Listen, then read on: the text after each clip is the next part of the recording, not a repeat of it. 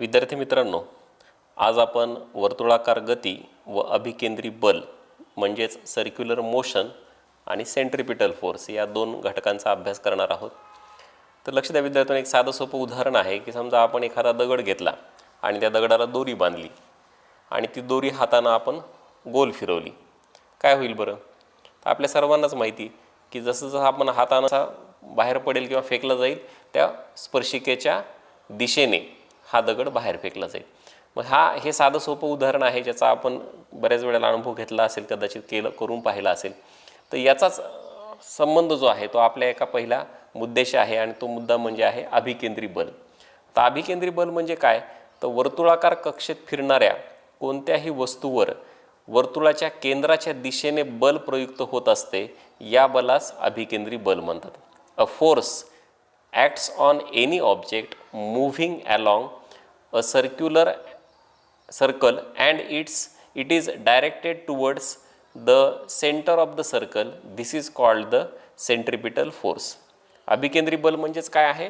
तर जो वर्तुळ आहे त्या वर्तुळाच्या कक्षेमध्ये फिरणाऱ्या कोणत्याही वस्तूवर केंद्राच्या दिशेनं जे काही सेंटर पॉईंट जो असतो त्या सेंटर पॉईंटच्या दिशेनं जे काही बल प्रयुक्त होत असेल त्या बलालाच अभिकेंद्री बल म्हणतात. आताच्या उदाहरणामध्ये तो जो दगड सेंटरकडे आकर्षित होतोय, केंद्राकडे जो आकर्षित होतोय, ते बल म्हणजे कोणतं आहे?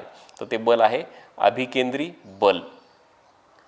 आणि जी दगडाची मोशन आहे त्या मोशनलाच काय म्हणायचं? सर्क्युलर मोशन किंवा वर्तुळाकार गती.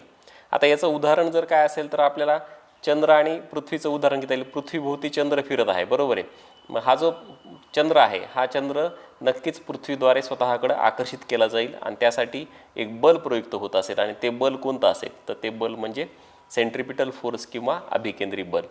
किंवा त्याचप्रमाणे सूर्याभोवती पण अनेक ग्रह फिरत असतात, ते पण आपल्याला उदाहरण अभिकेंद्री बलाचं नक्कीच घेता येईल. दुसरा मुद्दा आहे बघा, केपलरचे नियम, केपलर्स लॉज. आता काय आहेत केपलरचे नियम? तर ग्रहाची जी गती आहे ना, ह्या गतीला काहीतरी एक विशिष्ट नियम आहेत असं निरीक्षण वेगवेगळ्या सायंटिस्टनं केलं. पण केपलर हे जे सायंटिस्ट आहेत ह्यांनी त्याच्यावर थोडासा अभ्यास केला आणि ग्रहाच्या गतीला काही विशिष्ट नियम आहेत हे त्यांनी स्वतःच्या थेरीमधून त्यांनी जे नियम मांडले त्याच्यातून दर्शविले. मग केपलर या सायंटिस्टनी, ह्या वैज्ञानिकांनी 3 नियम मांडलेले आहेत आणि त्या 3 नियमांचा अभ्यास करत असताना बघा आपल्याला हे माहीत असलं पाहिजे की समजा एक लंबवर्तुळ आहे. लंबवर्तुळ माहिती आहे आपल्या सर्वांना. समोर तुम्ही आकृती बघू शकता, इलिप्स ज्याला आपण म्हणतो. इलिप्स म्हणजे अंडाकृती, बरोबर. अंडाकृती जी आकृती असते त्याला आपण इलिप्स म्हणतो किंवा लंबवर्तुळ असं म्हणतो. ह्या लंबवर्तुळाला 2 नाभी असतात. ह्या 2 नाभी कोणत्या किंवा नाभी कशाला म्हणायचं?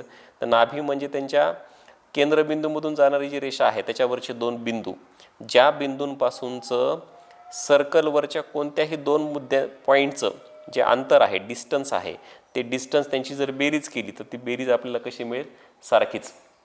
म्हणजेच जो फोकल लेंथ म्हणतो आपण त्याला किंवा फोकस असं म्हणतो, तो जो फोकल पॉईंट आहे त्या फोकल पॉईंटपासूनचं 2 पॉईंटचं डिस्टन्स यांची बेरीज, the sum of the distances of the 2 focal points from every point on the curve is constant. म्हणजे त्या आकृतीमध्ये जर आपण पाहिले, समजा बघा इथं ही आकृती, याच्यामध्ये F1 आणि F2 हे 2 पॉईंट आहेत. हे F1 F2 म्हणजे 2 फोकल पॉईंट्स आहेत, म्हणजे त्यांना आपण मराठीत नाभी असं म्हणतो. आणि ह्या नाभीपासून F1 पासूनचं B पर्यंतचं अंतर, F1 पासूनचं A पर्यंतचं अंतर, त्याचप्रमाणे F2 पासूनचं B पर्यंतचं अंतर, F2चं A पर्यंतचं अंतर, यांच्या अंतरांची जर आपण बेरीज केली तर बघा ती बेरीज सारखीच असते. उदाहरणार्थ बघा, आता एक 2 वेगळे मुद्दे आपण F1 हे अंतर जे आहे समोर आपण लिहिलं बघा, इथं मी तुम्हाला इंडिकेट करतो. F1 म्हणजे A पासूनचं F1 पर्यंतचं अंतर, बघा हे F1 आणि F2 हे जे 2 अंतर आहेत, हे 2 अंतर F1 F2 ह्या दोघांची जर बेरीज केली तर ती कोणाच्या बरोबर असेल? बघा ती बरोबर असेल हे 2 पॉईंट कोणते? F1 ते F2 ह्या अंतराशी. म्हणजेच आपण जो मुद्दा आता सांगितला की जे नाभी असते, ही नाभी जी आहे ह्या नाभीपासूनचं 2 पॉईंटचं जे अंतर असेल त्या अंतरांची बेरीज ही इथं कशी आहे? सारखीच आहे. बघा ह्या इक्वेशनमध्ये F1 + F2 = BF1 plus BF2. मग ह्या दोन नाभी आहेत, कुठे आहेत नाभी? ह्या लंबवर्तुळावर. आपल्याला नाभी उल्लेख करायचा, आपल्याला फक्त शब्दाचा उल्लेख करायचा, सूत्र नाही लिहायचं. तर ह्या दोन नाभी ज्या आहेत, ज्यांचं की 2 पॉईंटपर्यंतचं अंतर हे कसं आहे, सारखेच आहे, किंवा त्यांच्या अंतरांची बेरीज ही सारखीच आहे. अशा नाभी संदर्भातले नाभीला गृहीत धरून केपलरचे 3 नियम आहेत. त्यातला पहिला नियम आहे केपलर्स फर्स्ट लॉ, किंवा केपलरचा पहिला नियम. काय आहे तो नियम बघा, तुम्ही आकृतीचं निरीक्षण करा. ग्रहाची कक्षा ही लंबवर्तुळाकार असून सूर्य त्या कक्षेच्या एका नाभीवर असतो. बघा, ग्रहाची कक्षा कशी आहे, ग्रह कसे फिरतायत, ते लंबवर्तुळाकार फिरतायत. आणि ते जे लंबवर्तुळ असेल त्याची जी एक नाभी असेल, त्या नाभीवर नक्कीच काय असला पाहिजे, सूर्य. बघा इथं यस नसून सन दाखवलेला आहे. तो जो सन आहे, तो जो सूर्य आहे, तो सूर्य कुठं आहे, तर तो आहे एका नाभीवर. आणि ग्रहांची कक्षा कशी आहे, तर बघा, हे जे लंबवर्तुळ आहे ना समोर दाखवलेलं, DCEF असे पॉईंट्स दिलेलं, ह्या लंबवर्तुळाकार कक्षेमध्ये ग्रह फिरतायत. आणि सूर्य कुठं आहे, त्या लंबवर्तुळाच्या एका नाभीवर आहे. हा झाला एक पॉईंट. बघा ग्रहांचं सूर्याभोवतीचं परिभ्रमण कक्षा दाखवलेली त्याच्यामध्ये, ह्या आकृतीमध्ये. हा आहे सन यस पॉईंटनं, आणि हे बाकीचे बिंदू जे आहेत त्या कक्षेवर आहेत. कोणती कक्षा, ज्या कक्षेवर ते ग्रह फिरत आहेत.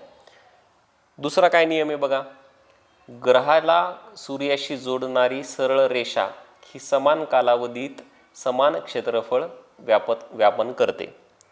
बघा सेकंड लॉ काय, the line joining the planet and the sun sweeps equal areas in equal intervals. आणि पहिला मी परत एकदा वाचतो, the orbit of a planet is an ellipse with the sun at one of the फोसाय.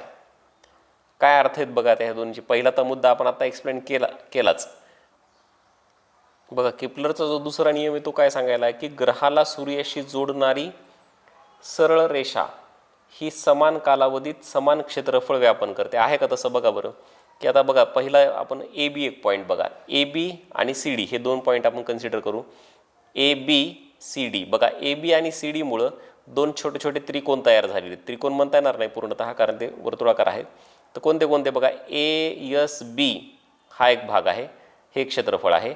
आणि दुसरा आहे CSD. लक्षात येतील का बघा 2 पॉईंट. आपण ब्रशनं दाखवण्याचा प्रयत्न करू. ASB हे भाग आणि इकडं CSD हे पार्ट. हे जे 2 क्षेत्रफळ आहेत निळ्या रंगाने दाखवलेले, 1 नंबर आणि 2 नंबर, हे केपलरच्या दुसऱ्या नियमाप्रमाणे हे दोन्ही क्षेत्रफळ कसे आहेत, सारखेत, कारण त्यांनी समान कालावधीमध्ये समान अंतर व्यापलेलं आहे. तर आहे केपलरचा दुसरा नियम. या 2 नियमांचा पूर्णतः अभ्यास करा, पाठ करा. पुढच्या तासामध्ये आपण पुढचा नियम अभ्यासू.